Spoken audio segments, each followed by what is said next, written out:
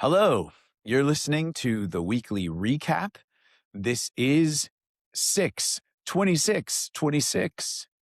There is a lot of news that has been happening in the last week. The news is somewhat overwhelming at times. I hope that this will be a source of encouragement to you, a source of peace, and that will bring you from confusion to clarity. The first thing I want to talk about is a massive earthquake that struck Venezuela.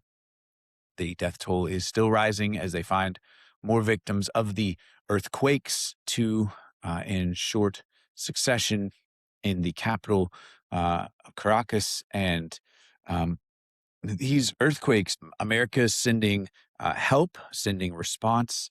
Um, and there's videos that are showing the devastation. Uh, Venezuela is a country now, of course, impacted by this natural disaster, but at a recap of their history, one of the wealthiest and best resourced countries in all of South America, a beautiful place, a blessed place in terms of resources and highly educated populace, and was doing very, very well until Hugo Chavez decided to take the state oil company, PDVSA, make it hollowed out from competence, give jobs to his cronies and friends, and then move towards what he promised would be a socialist paradise. And as he took the country left, the country's economy cratered, the currency got just absolutely devastated. Now, at times, high oil prices meant that some of his redistribution schemes actually, shifted some money around. If people ask what's the most successful socialist country in the world, your answer should be Norway. Um, and Norway is not in many ways what you think of as a classic socialist country, but in a few ways, despite the fact that it's not a repeatable proposition because they have high trust and high cultural cohesion, a fairly homogenous group where there's some shame for being in a state of permanent dependency or welfare. Their oil keeps their government going. That happened a little bit for Venezuela until it didn't, until the actual extraction, which is much harder. Actually, the oil quality is more challenging than what Statoil is pulling out of the North Sea for Norway. Um, PDVSA, the Orinoco belt, has heavy and sour crude, and they didn't even have the ability to refine it well. And this may be more history than you wanted on Venezuela, but they ended up with Chavez being succeeded by Maduro, who aligned himself with drug traffickers. He aligned himself with Iran. He aligned himself with Cuba. Um, Beautiful part of Venezuela called Margarita Island, where many of these arms traffickers, narco traffickers, and terrorists, literal terrorists, built mansions. And that has all come apart.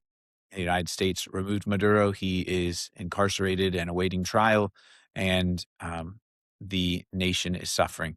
Pray for the people of Venezuela. I have dear friends who are from there, and they have watched in horror as their country has seen many of the most able and gifted people in the nation flee for other places so that they can have jobs to support their family.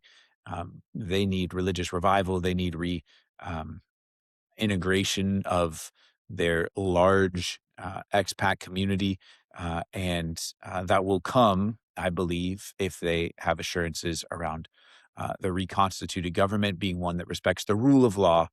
They will not see foreign investment as long as people believe it's possible that all of their money will be confiscated by the government, as it was under Chavez and Maduro. So pray for Venezuela, pray for their recovery, not just from the earthquake, but from the devastation of leftist policies. Speaking of devastating leftist policies, this week, as much of the world moved away from leftism, you had people moving towards it in New York City. Zoran Mamdani, saw his three people who he uh, indicated support for Democratic Socialists win in the election, beating long established incumbents who thought that they were fairly popular. And what we see very clearly in New York is that New York is becoming a picture of the most radicalized parts of the Democratic Party. Um, AOC may be able to thank, starting after the general election this fall, another lady also from the New York delegation for surpassing her and saying absurd things. This would be a woman who has spent most of her life as an adult as a full-time protester. Yep. And who said that her part of her goal is to destroy Western civilization. She'll be coming to Congress in the fall. Uh, it's sad. It's awful. It's a picture of the kind of end state for the progressive experiment. There are people who will try to tell you with a straight face that what we need is good old moderates, and that it's really sad that both the Democrats and the Republicans have been taken over by extremists. And those people are either ignorant or they're malicious liars. The fact is that if you look at policies from 30 years ago, 20 years ago, 10 years ago, and today, and there are lots of studies on this, what shifted is not both sides becoming much more extreme. What shifted is the left, Democrats, becoming much more extreme and doing that in ways that has broad support, particularly among young women. And young women with a desire to make a difference. It's part of the reason it's such a tragic thing to watch, is that these are active people who are very motivated. But sadly, rather than having the true religion of, for instance, following Christ, they become warriors for a cause that tells them that Western civilization is bad, that grievance is king. It is very hard, by the way, to build a winning political coalition when you tell white men that they are all irredeemable and wicked on the basis of immutable characteristics that they can't help. The social construct of race, the false social construct of race, and of course, their masculinity. But it's an animating one, man. And if you get enough people who hate America in a group, you can win some primaries. And if you're in a gerrymandered enough district, you can actually get representatives who really dislike this country and who are open about that and who are now going to be serving in Congress. That's tragic. I'm going to talk more about it a bit in the next week's episode, I think, because of the upcoming 250th celebration. Again, we should be able as Americans to say left and right, Green Party and Libertarian, that we love this country, that we're thankful for this country, that we are free, and that we have rule of law, and that it's remarkable that we have 250 years of greatness under this Constitution. And we are not there. Many of us can say that, and a shockingly high number of people no longer can. A central tenet of some of the virtue signaling that goes on among some of our elites is how much they dislike America, how much they can't stand America. Um, yeah, if my wife isn't careful, I won't break out my cutoff jean shorts, but I may be playing again on July 4th my "If you don't love it, leave it. Let this song that I'm singing be a warning." Tunes for July 4th. It is sad any time of year that people will live their life around America focused on the things they dislike. But man, July 4th, get with the program. We're not perfect. We're a flawed nation of sinners, and we have sinful politicians, we have sinful leaders, and we have a history of sin. But boy, we are tremendously blessed to live in this great nation. And there have been people who have died so that we can have the rights, the abilities recognized by a government that knows that those rights don't come from people at all. They're given to us by God. So thankful to be here. Sad for New York. Think it's going to get worse before it gets better. And especially, Ken Griffin and Citadel left to go to Florida and Texas. I think that flight's going to continue and accelerate. And at some point, the absolute fools who are running things are going to look around and they're going to wonder why they have nothing for breakfast, because they've killed all of the golden geese who are producing the eggs. It's coming. Too bad that they are such poor students of history and human behavior. The good news for those of us who don't want more misery and more countries to live under the pure torment that is leftist political life. How do they not know about Cuba? How do they not know about the rafts? But anyway, the good news is that across Central America, Latin America, South America, there are case after case after case after case, country after country. And please look this up. I've written about it more on Facebook. I'm not going to go over every single one. But since USAID was defunded, you're seeing win after win after win for right-wing leaders.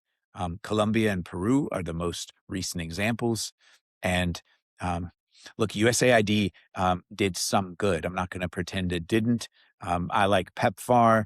That's why that particular program is how Bono from U2 ended up becoming a big fan of George W. Bush, because it helped a ton of people. And I've actually been in places in South Africa where many lives were saved because of the introduction. And when people think HIV and AIDS, isn't that kind of people getting behavioral desserts for their crimes, morally speaking? When you travel to places, the one particular place in South Africa where I was, I think at the time was the highest concentration of HIV in the world, where women were given no choice and were essentially in marriages to men who were sleeping with prostitutes and giving them HIV, giving their kids HIV. You see that this is absolutely not something where, there's just, it's the consequences of sin. Just, people make bad choices. No, these are victims. They're victims. And it was a blessing to be able to see programs that helped them, that rescued them, that allowed them to live long lives. So while praising God for that, boy, most of what we did, has been terrible. We pushed for abortion. We pushed for sexual deviance. We celebrated it and supported it and promoted it. And we pushed for the failed governance policies that lost the Cold War. We won the Cold War geopolitically, but we lost it at the university setting. We ended up with a bunch of committed leftists who promoted their failed ideologies, who built a credentialed class of losers who have nothing else to do except go work for the NGO industrial complex and stir up grievance around the world, building leftist governments in other countries that haven't yet experienced enough of leftism to know that they've got to get out from under it. Yeah, it's a little bit of a rant, but that's what happened. And thank God we have now seen in country after country that when USAID isn't taking my tax dollars to promote leftist garbage, the people in a free and fair election actually don't want that. They don't want the misery of grievance and envy-based leadership telling them, you're poor, your interest is to vote for me. And here's the secret. Here's the secret. Capitalism is what helps poor people. Capitalism. Dambisa Moyo wrote a great book. She is a Goldman Sachs worker, but a trained economist, brilliant woman from Africa. Her book is called Dead Aid. I highly recommend it. Great book. It's old now, but the exact arguments in it are still seen around the world. The aid groups pump tons of money into countries. And in country after country after country, you can see that it exacerbated the problems of those countries. People skimmed the aid, dictators, leaders who otherwise would have been overthrown, caused a famine, then got their people hooked on foreign aid coming in and feeding them, not for an emergency, not like the people in Venezuela right now receiving a little help after a natural disaster. The problem, for instance, in Haiti, a country I've been to several times that has completely fallen apart and is a total disaster, is not that after the earthquake, people brought things to the port to share with the people. The problem with Haiti was that when the earthquake happened, their ports were already full of gifts and donations and things that created a country of dependency that was broken, that is still broken, that is deeply broken because long term dependency on aid is toxic to any country in the world. Dambisa made that point. It's an important point. There's something to look up. Countries who took the least international aid ended up flourishing the most economically. Correlation is not causation. Okay, yes, but look at the studies. They're great economic studies, and they show that we're not talking about rich people who didn't need aid in the first place. We're talking about poor countries that through national pride said, although we're very poor, we're not going to take aid. And those countries ended up doing tremendously better than the ones who we poured resources in. When helping hurts, look at the history of most of the major NGOs when it comes to long-term aid that is not towards development.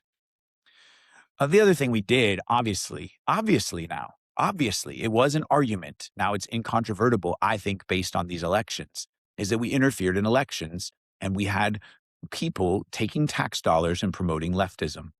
They did it in, it was like, well, it's not just your tax dollars, it's also some private donations. Okay, well, if George Soros wants to fund that kind of manipulation around the world, he is welcome to privately. He can't take my money and marry it to his. Absolutely not. So thankful that it's been defunded. I always hear people, who have a degree in whatever from Georgetown crying and saying, I don't get paid $250,000 a year to take tax dollars and promote, transgender studies in Guinea. No, you don't. You shouldn't. And thank God you're done. Go get a real job and find something productive to do. Stop destroying the world. All right. Ebola. Ebola is still happening. Ebola is not closed as an outbreak. It's still growing. It's in the Congo right now. It's spread a bit outside the Congo, but mostly in the Congo. It's in the war zone. It's not in a clean area. Christians are doing the bulk of the work and the care, the medical care. Pray for them. Wonderful Christian doctor was already brought out of Africa to Germany and has recovered after his exposure. If you have an American trained doctor serving the Congo, he's not in it for the money. And reading about that man, it sounds like he was a tremendous Christian who's laying his life on the line to care for the people who God has called him to help. Pray for him, pray for the other Christians who are ministering there, pray that it is contained. I have the belief, and I'm going to write more and then speak more at some point in the future about Fauci. I have the belief that we've been lied to repeatedly about what happened when it comes to this pandemic that we all went through. And I'm very concerned that at some point a weaponized hemorrhagic fever like Ebola or hantavirus, like we just had an outbreak of, that had some human to human transmission, although it required a lot of close contact from old people inside a cruise ship. Um, I'm concerned that that could be weaponized and brought to bear against the United States. I hope it doesn't happen, praying it doesn't happen. But when Ebola reaches France, as it just did this last week, I am very thankful that it seems to be isolated, that there is not a large outbreak there. But I'm concerned about state actors, about terrorist groups, about those who have the understanding of what that weapon can do and the willingness to use it. There is some updates in Iran and Lebanon. I've written about those. In southern Lebanon, the Israelis have continued to find tremendous, huge, massive tunnel networks where Hezbollah has hidden fighters, where they've taken wonderful, beautiful, and important cultural areas, areas of importance to Christians, and have intentionally used those as covers for the places where they stored missiles that they continued to fire at civilians in Israel. The Israeli Minister of War made statements in this last week that are reprehensible, that I condemn completely. Lebanon must burn. It's the kind of hyperbolic, wicked, and horrible language that is so beside uh, outside of the bounds of what you can reasonably or justifiably say, that I thought it was anti-Semitic lies, like a fake or something. It turns out it wasn't fake. I believe he should be removed from his position. He said a lot of crazy and stupid things before and has been ignored by Netanyahu before, but you can't afford to have an idiot like him in the coalition saying that Lebanon must burn. He was angry because Israeli troops continue to be killed while they're in southern Lebanon. Hezbollah, of course, is saying we will continue to attack Israel while they're in southern Lebanon. That actually doesn't sound like an unreasonable position. Or we're attacking them because they're here. They've invaded our area. But here's the thing. If you think that that's why Hezbollah is attacking them, you are an idiot. You don't know much at all about the history. People who are repeating that are useful idiots for Hezbollah. Hezbollah attacks Israel constantly. It has nothing to do with the fact they're in Lebanon.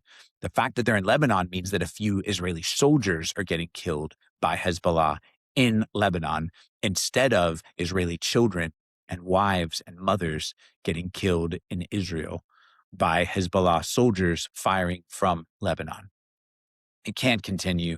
It can't be allowed to continue. It's tied deeply to Iran. It's tied deeply to Iran because Iran is who trained Hezbollah fighters. Iran are the people who funded Hezbollah as a political entity. They are the reason, Iran is the reason that Lebanon is completely screwed up as a country. Lebanon had its entire commercial port district essentially destroyed because of the corruption of allowing terrorists to store massive amounts of fissile material in their ports. And their ports are destroyed. Their buildings are routinely being bombed because they're housing terrorists. And many of them are blaming Israel for that. That is completely false. The reason that Lebanon is a zombie state that has a military that's not strong enough to rid itself of Hezbollah, if it had the will to, which I'm not sure it does, is because of Iran. Iran runs Lebanon. And that may make people who are Lebanese angry, but it's a fact. It shouldn't be a fact. It needs to not be a fact if we're going to have a durable peace. Because if you say there has to be peace between Israel and Lebanon, you can't have Hezbollah shooting missiles from southern Lebanon into Israel. Hezbollah is a bunch of wicked terrorists who are there's so many things. Well, Clayton, aren't they also social workers? Aren't they also a political party? Okay, here's who they are fundamentally. They're a group of people who have committed to kill everyone in Israel if they can. And they work hard to do that. And that is why they can't be allowed to just stay and hang out in Lebanon. Because of that, in the MOU between the United States and Iran, anything that includes them is doomed to make the entire agreement fail. If I said to you, hey, we have a purchase agreement for your home, it's a great purchase agreement where almost all the details are ironed out. The only thing about it is I'm going to need to sacrifice your firstborn. Just at the closing, no big deal. I'll provide the knife. Everyone would know that I don't actually want to purchase your home. The entire deal is poisoned. It will never happen. And an MOU that contains the demand that America controls Israel is not going to work. America's not in charge of Israel, believe it or not. Also, if you get really into the Dugan conspiracy theorists and freaks who are on social media with some of the largest platforms in the world, if you don't know who Dugin is, Alexander Dugin, you can look him up. But he's a Russian anti-Semite who wants to promote Russia by degrading faith in the United States. He's promoted the lie that America works for Israel. It's not true. It's never been true. It's not true if Candace Owens says it. It's not true if Tucker Carlson says it. It's not true if Joe Kent says it. Sadly, all of them are deluded. And I don't know if they need an exorcism or Thorazine or both, but what they're promoting isn't true. Israel doesn't work for the United States, and the United States does not work for Israel. We are allies, and our uh, beliefs and our prerogatives and our objectives overlap significantly, somewhat massively, 80, 85%.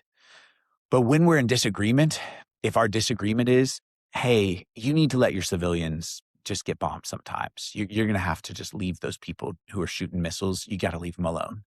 It's not going to be accepted in Israel. It won't be. It shouldn't be, but it won't be.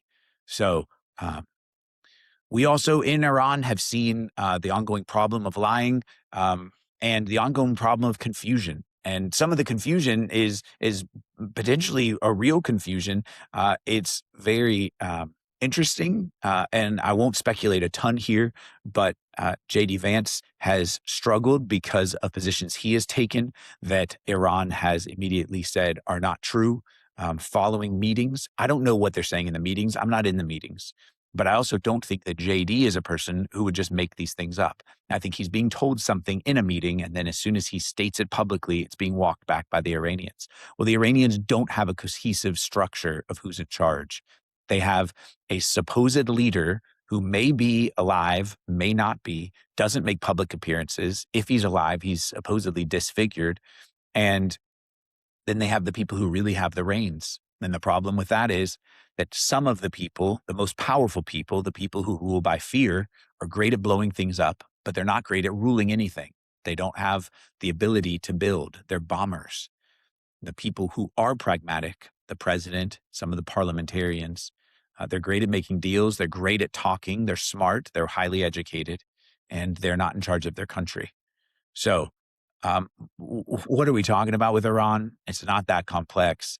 The Strait of Hormuz has to be open. You can't charge fees for it. You can't charge a toll. You can't charge a navigation or settlement or anything else. Marco Rubio made that clear this week when he was meeting with the GCC nations. And as he made those rounds, he continued speaking with them and said, look, it's semantics. You can call it whatever you want. They're going to have an open Strait of Hormuz. That is non-negotiable. And the most important thing, of course, is the highly enriched uranium, which is not going to be allowed to just stay in Iran. They're not going to be allowed to keep it. Everything else is negotiable. Those two things are not negotiable. I think that 60 days is buying us time. And guys, aren't you happy we're getting our oil prices down some? But it's unlikely to me to resolve without more significant strikes that will occur. And including Lebanon in the deal made it almost a certainty that they will occur because the deal can't happen as it's set up currently. Ukraine and Russia is progressing in a really good way for the good guys. Basically, Ukraine has been able to, in the last month, put more pressure with their drones than ever before. They've been able to hit refineries. They've been able to hit deep in Russia. Putin has had to move some of his anti-air around Moscow. That's humiliating for him. And there's domestic pressure on Putin. Their economy isn't doing well today. Their economy is going to be doing much worse soon, relatively soon. And what will change for them, of course, is oil. Oil prices are coming down. Oil prices will come down significantly more if the Strait of Hormuz continues to allow transit of ships. The transit of ships is the highest it's been in quite some time right now in the Strait, even with a single ship taking a rocket this week. The transit in the Strait is still happening a lot. As oil prices continue to come down, it hurts Russia tremendously because Russia needs foreign currency, and almost all of the foreign currency that Russia gets is from oil exports. So Putin's under pressure. It's very hard to imagine. I've written about it and I'll continue to write about it. It's very hard to imagine a deal for Putin that doesn't have something to do with Russia getting back some of their frozen assets and being able to have some claims towards something that looks like a win. I personally would like to see Transnistria, which is a part of Moldova that's been illegally occupied by Russia for years, included in the deal because I think then Putin could claim that he rescued those Russians who were stranded there, and it would allow Moldova and Ukraine to grow better than if you leave Russians illegally occupying that area. But Ukraine and Russia, that's the update. It's not a huge update. Yeah, if you look at it, it's the best month perhaps of the last 4 years for Ukraine in terms of the war. It is a whole bunch of wins. Um, Russia attacked one of the most important cathedrals in the Orthodox faith in Kiev. That is a very desperate move. It's not a good look. Russian Orthodox people care about that cathedral. It was a terrible thing to target with their drones. Um, Europe is cooking. It is very hot in Europe right now. If you're like me, when you see someone say something is hot and then they give you any number with a C next to it, you think, excuse me, I'm so sorry, I'm an American. What in the world are you talking about? I'm not going to do that to you. I'm going to tell you that France had its hottest day of average temperature in its history, well over 100 degrees Fahrenheit across France. People are dying in France, people are dying in Spain, people are dying in Italy from heat. Now, a part of that that is um, very strange is that the people who are dying of heat in those countries are dying in part because of a refusal by those countries at a policy level to make it easy for them to have air conditioning. Well, Clayton, those buildings are old and they're different. And you can't just do HVAC in them. Oh, I know. I actually worked when I was helping with the creation of an affiliate at the European Court of Human Rights in a building that was hundreds of years old that didn't have central HVAC. We had window units and they weren't incredibly efficient. But you know what? They worked a lot better than nothing.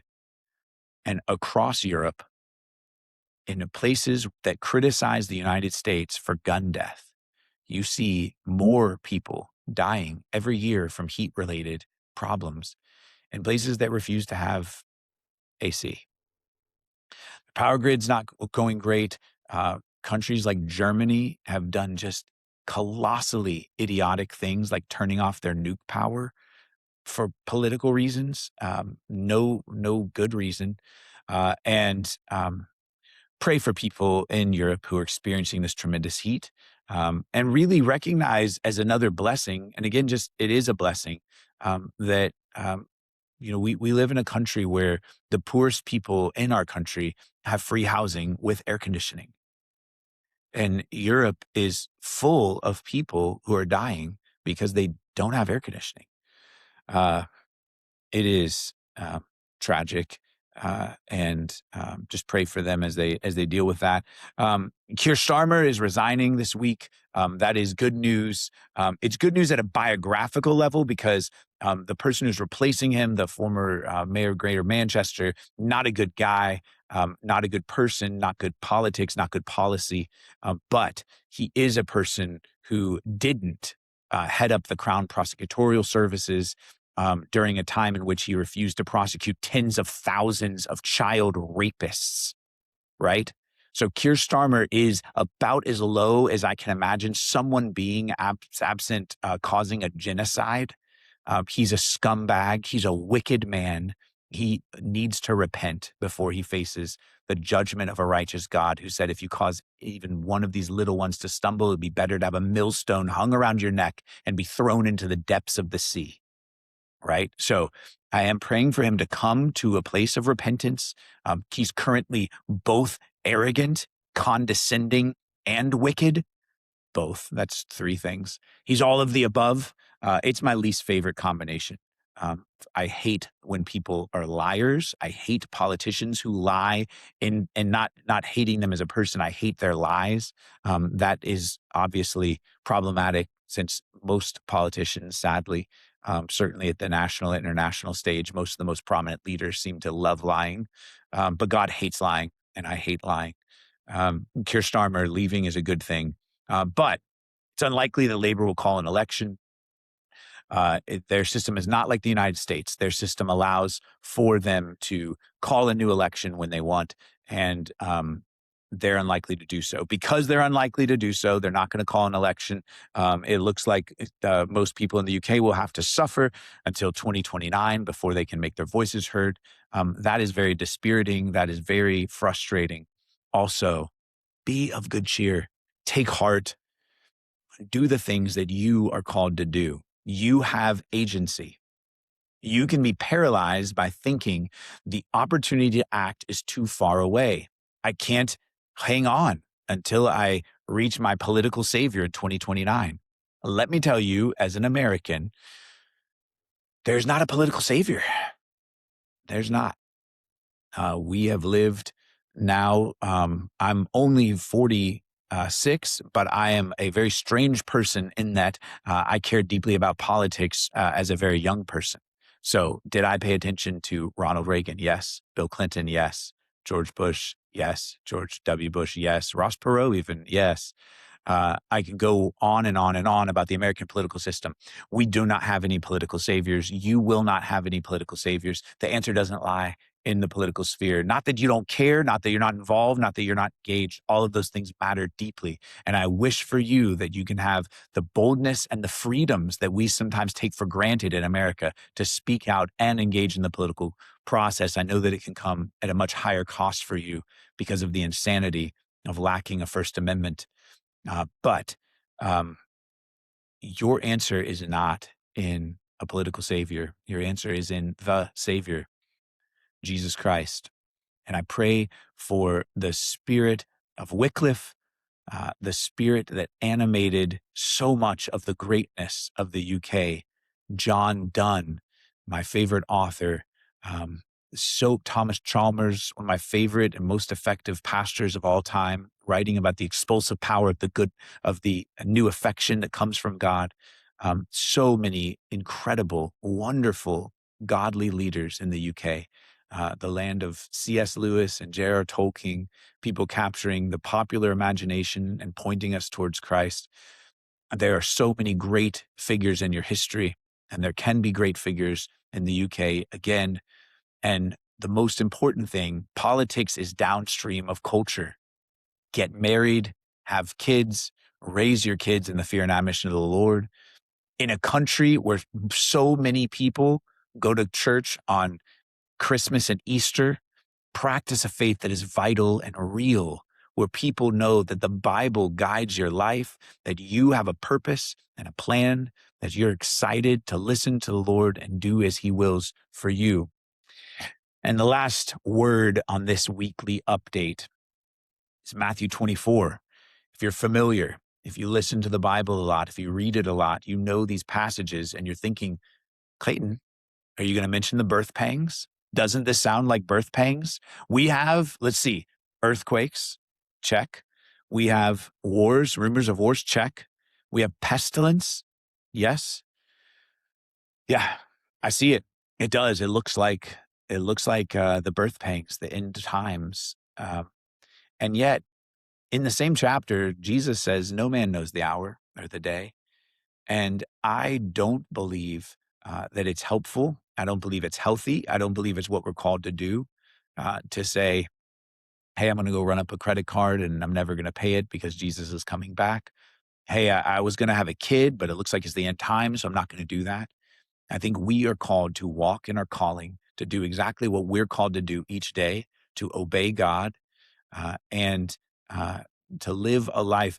So many things that Satan wants to do in your life is to deprive you of your own moral agency, to make you feel helpless because of your political system, because of where you live, because of how it is. You can't do anything, uh, or to even be very fixated on problems you can't solve, so you never fix the problems you can, right? Oh, what are we going to do about New York? Wait, don't you live in Tennessee? Well, yes. Yeah, I do. Do you have any relatives living up there? Oh, no. But New York is just important. It's an important place. It's where the Statue of Liberty is, Clayton. Yeah. Okay. I agree. Pray. And, maybe you're going to curtail some of your tourism for a Broadway show. Uh, Work on what you can impact. Look around, walk in obedience, reach out to people who are lonely this week. You are not important to the mayor of New York City. He doesn't care what you think. You're not important to Keir Starmer. He doesn't care what you think. There's a lot of people in your life who you are important to. They care deeply what you think.